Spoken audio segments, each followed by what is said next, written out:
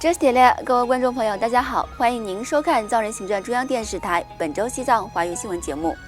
本期的新闻要点有：门域信众和流亡藏人隆重庆祝达赖喇嘛尊者藏历90华诞。达赖喇嘛尊者为东南亚佛教信众传授佛法。13名联合国特别报告员呼吁中国停止在西藏德格县的侵权行为。西藏人民议会第8次会议暨年度工作报告会议开幕。司政边巴次仁出席西藏妇女协会成立40周年庆典。司政边巴次仁在普纳共生国际大学强调西藏的全球影响力。藏人行政中央严重关切中国强迫西藏僧尼进入殖民式寄宿学校的政策。澳大利亚国会议员提出有关西藏问题的动议。西藏政策研究中心举办寻找共同点国际研讨会。瑞士藏人在第57届联合国人权理事会会议开幕日举办抗议活动。下面请看详细内容。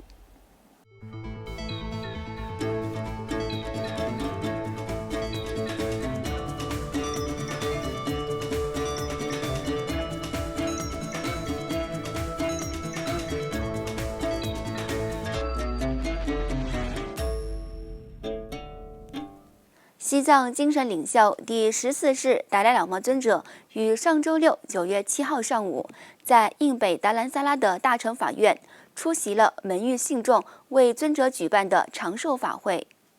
首席部长白马堪卓率领阿鲁纳尔切尔邦高级代表团和各方信众参加了法会。当天早上，首席部长白马堪卓和代表团成员觐见了达赖喇嘛尊者。达赖喇嘛尊者在法会上发表讲话时，感谢主办方和门域人民为他举办长寿法会，并回忆了1959年逃离西藏抵达印度边界的达王时，当地人民前来迎接以及他们对尊者的信仰。1400名门域和3500名达兰萨拉的藏人和各国信众参加了当天的长寿法会。与此同时，在长寿法会结束后，来自门域信众和流亡藏人齐聚达兰萨拉的大乘法院，隆重庆祝了达赖喇嘛尊者在流亡印度初期首次向门域信众宣讲佛法65周年，第6世达赖喇嘛仓央嘉措诞辰341周年，以及第14世达赖喇嘛尊者藏历90岁华诞3个吉祥殊胜之日。藏传佛教格鲁派高僧第7世拎仁波切、阿鲁纳尔切尔邦首席部长白马堪卓、印度国会跨党派西藏论坛联合召集人塔皮尔高议员、阿鲁纳尔切尔邦政府教育部长巴桑多杰索纳，以及藏人行政中央民主3大支柱的领导人和各级官员出席了庆祝活动。藏人行政中央司政边巴次仁在活动上致辞时，对首席部长白马堪卓的领导才能和奉献精神表示钦佩，并衷心感谢首席部长对达赖喇嘛尊者的坚定信仰，以及他与西藏人民的紧密联系。首席部长白马堪卓在发表讲话时，着重强调了这一天的特殊意义，并对藏人行政中央的热情款待表示感谢。他还指出，他在参观西藏人民议会、西藏博物馆、西藏歌舞与戏剧表演艺术学院时，看到西藏丰富的文化遗产的平稳延续。西藏人民议会议长堪波索南丹培也在庆祝活动上发表讲话，着重谈到了西藏人民和阿鲁纳尔恰尔邦人民之间的深厚联系，并强调这种联系根植于双方共同的文化和宗教信仰。他还对首席部长对西藏自由事业的坚定支持表示感谢。此外，应东南亚联合请法团的祈请，西藏精神领袖第14世达赖喇嘛尊者于本周四9月12号上午，在印北达兰萨拉的大乘法院向各方信众开示佛法。达赖喇嘛尊者在法会上开示时指出，古印度那兰陀传统对心智和情感进行了深入的研究，确定哪些因素扰乱了我们的内心平和。他发展了应对破坏性情绪的方法。此外，尊者还强调，佛陀教义的目的在于减少负面心态，这不是有关信仰的问题，而是如何带来改变。大约有5000名来自新加坡、马来西亚、台湾、印度尼西亚、泰国、越南、孟加拉国和老挝等东南亚国家，以及达兰萨拉僧俗信众参加了当天的法会。此外，联合国13名独立专家于今年7月8号致函中国政府，对西藏德格县普遍存在的侵犯和镇压藏人的行为表示严重关切，并要求中国政府提供有关大坝建设和侵犯西藏人权问题的信息和详细报告。这封信函由联合国13个机构的独立专家联合签署，并于上周五9月6号对外公开。类似的联署信函也已向参与钢托大坝建设的中国国有企业中国华电旗下子公司华电金沙江上游水电开发有限公司发出。专家们在信函中对居住在德格县周边地区的藏人社区、领导人和宗教人士普遍遭受的人权侵犯表示深切关注。他们指出，中国当局未能进行有意义的磋商并取得进展。专家们还对环境破坏表示极度担忧，强调大坝可能对青藏高原、中国和该地区造成可怕的、不可逆转的环境和气候影响，并呼吁建立独立、充分和全面的环境和人类保护计划，在项目建设和开发之前进行全力影响评估，包括评估满足能源需求的其他潜在替代方案。藏人行政中央驻日内瓦代表赤列去己对上述独立专家向中国政府发出关切信函表示欢迎，并感谢他们详细地传达了相关关切。另外，第17届西藏人民议会第8次会议于本周三9月11号上午在印度北部达兰萨拉开幕。本次为期9天的会议将对藏人行政中央各部门2023年至2024年度工作报告进行审议。议长康波索南丹培在开幕式上致辞时强调了过去几个月发生的大事件，其中包括达赖喇嘛尊者成功完成膝盖手术返回达兰萨拉，以及国际社会对西藏日益增长的支持。议长还向与会议员们简要介绍了第17届西藏人民议会第8次会议的议程，最后强调，根据流亡藏人宪章的精神，解决藏中冲突仍然是流亡藏人的首要职责。与此同时，总部位于印度北部达兰萨拉的西藏妇女协会于本周二9月10号在西藏歌舞与戏剧表演艺术学院举办该协会成立40周年庆祝活动。藏人行政中央司政边巴次仁应邀出席活动并发表讲话。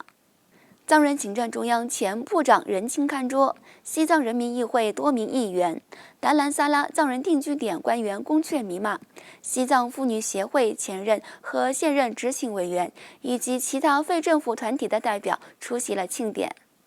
司政边巴次仁在发表讲话时，肯定了西藏妇女协会在挑战中坚持不懈的精神，并赞扬了他们多年来的辛勤工作。司政强调，必须让更多女性加入协会，以此提高西藏妇女的代表性。司政进一步谈到了西藏自由斗争发展，强调了保持流亡藏人社区的团结对于维持目前势头的重要性，同时重申第16届噶夏对中间道路政策的坚定承诺。另外，藏人行政中央司政边巴次仁于上周四9月5号在印度马哈拉施特拉邦普纳市的共生国际大学发表演讲，向该校文学院的师生详细介绍了西藏的地缘政治意义和全球影响力。司政在演讲中概述了全面了解西藏的地缘政治意义对印度安全的重要性，并强调此举可以提高人们对该地区战略和环境问题的认识，并通过对藏传佛教和西藏历史和文化的理解来促进更好的关系。共生大学文学院院长什维塔辛哈德什潘德博士、印度驻不丹和中国前大使、共生国际大学的教授高塔姆班巴瓦勒，以及该大学人文和社会科学系的教职员工和学生参加了演讲活动。此外，根据来自西藏东部阿坝地区的可靠消息，中国在西藏实施的同化教育政策及其对强制性殖民式寄宿学校的强化，正在导致文化消失和藏人身份的丧失。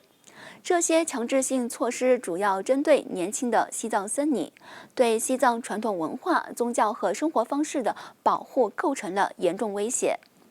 根据消息人士指出，西藏安多阿坝县噶尔登寺和若尔盖县2座寺院的1700多名年轻僧尼被强制要求离开寺院，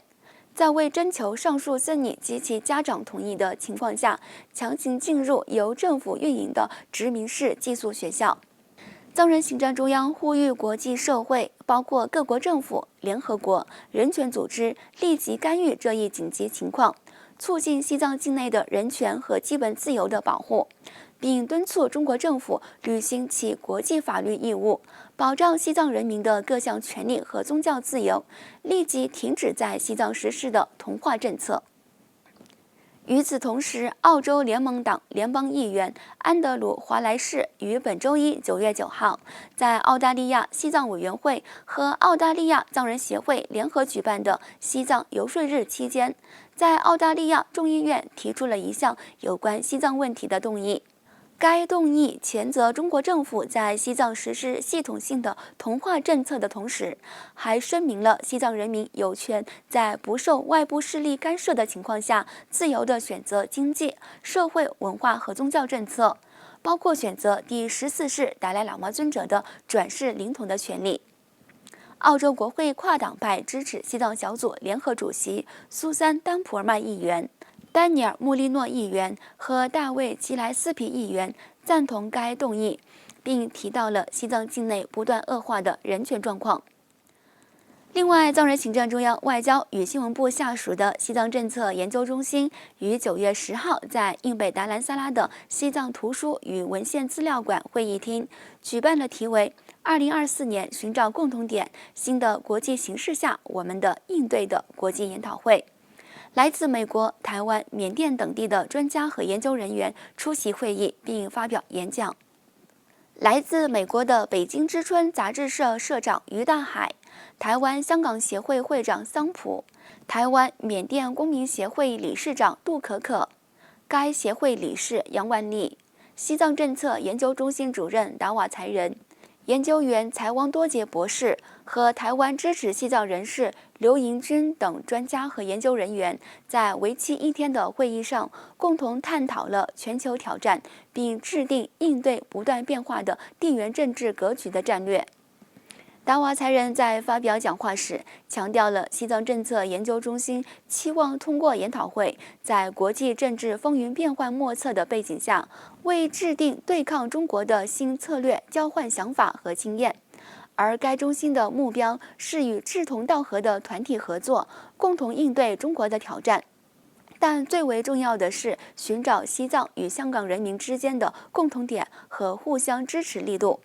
该中心副主任藏拉丹巴坚参在开幕式上致欢迎词，